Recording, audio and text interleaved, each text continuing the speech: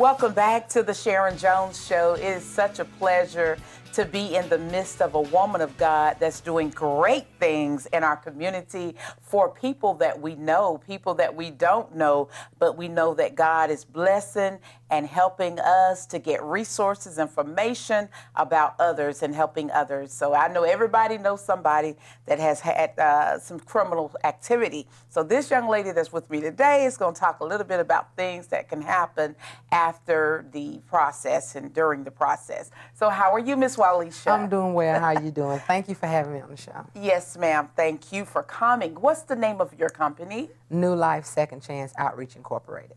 Okay. Now, can you tell our viewers what sparked you to have this company? Just out of personal experience and frustration.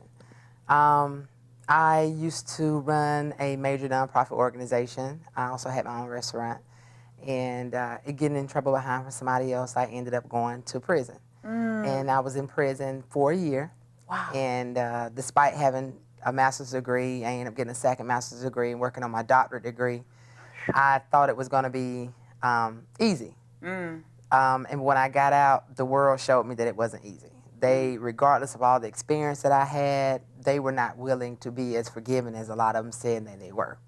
So I was either overqualified or because I had a felony, I couldn't get a job. So after 2 years, I finally did get a job cooking in a restaurant, which wasn't fine because I have a passion for cooking. Yeah. So, but eventually was let go from that job after about 6 months because I lied on my application. Oh. And even though it's one of those issues where you want people to be honest, just tell us and be honest and we'll give you a second chance. When you are honest, the second chances aren't given. Right. And because I had children and I had bills I needed to pay, I did what I needed to do. So I lied by basically saying that I had not graduated high school. I had a GED. I hadn't even got a GED yet or something. Oh, wow. And I was hired on the spot. And it was kind of puzzling to me that had I told you I had master's degrees, I had management experience, I do not, and I know for a fact I wouldn't have been hired. But when I told you that I hadn't even graduated high school, you had no problem hiring me on the spot. Wow. And so eventually I was let go because of that. And out of the frustration of having to go back, when you get out of prison, you do that normal Department of Labor or Goodwill. And so when you go, they have this generic list of all the places that are high felons. There may be 200 people on that list. But by the time you put in the application and you call back checking on it, more than half will say, I don't even know why you put the application in. We don't hire felons. Oh, my. So it made me wonder, why are they even on the list? Are people not checking the list? So just imagine, even though I had some family support and I had money in the bank and my savings account, everybody's not as fortunate to do that when they get out. And a lot of people don't have transportation. So it takes a lot of energy, a lot of time. It also, it tries to get you to build up confidence that only gets torn down when you're putting in applications at places that you have no chance of getting.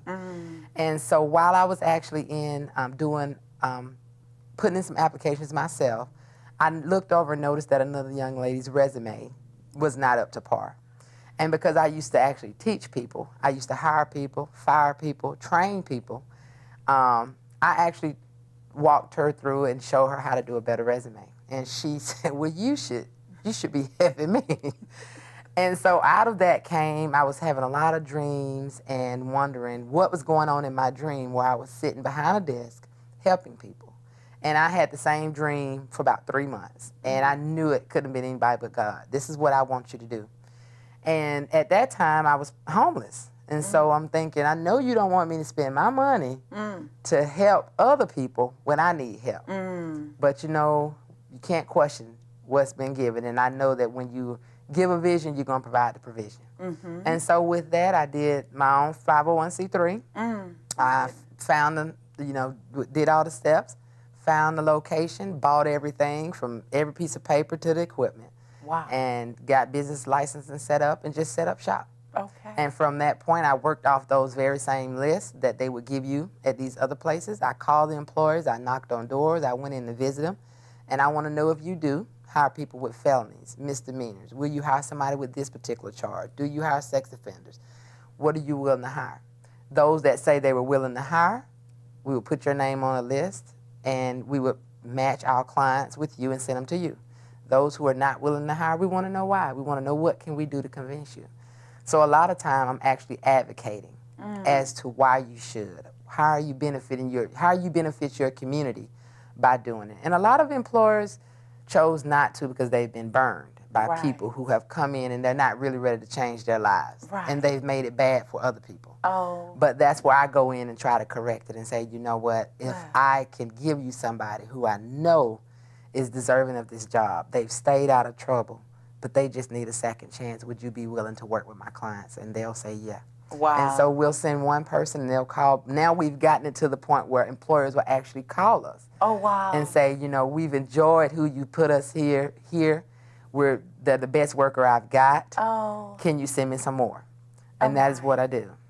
Jesus. For no cost. No cost to the clients, and I volunteer my time. I don't get paid. I don't get compensated. Oh, my God. So I love what I do. I have a great board of directors who are very supportive of what we're doing at New Life, and it's a very rewarding experience to go places and see people who actually haven't worked in years to know that they have a job, you know, and hear them say, "This is the lady that helped me get a job." Oh my! You know, and it's just a very rewarding experience. Oh my goodness, girl, I tell you.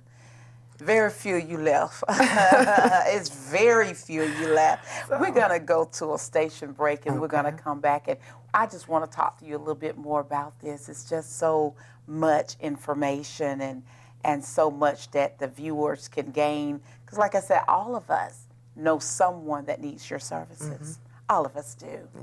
So we'll be right back in a minute. Same place, same time. Don't do too much, because we'll be back in a minute after commercial break. Keep it locked. With the Jones.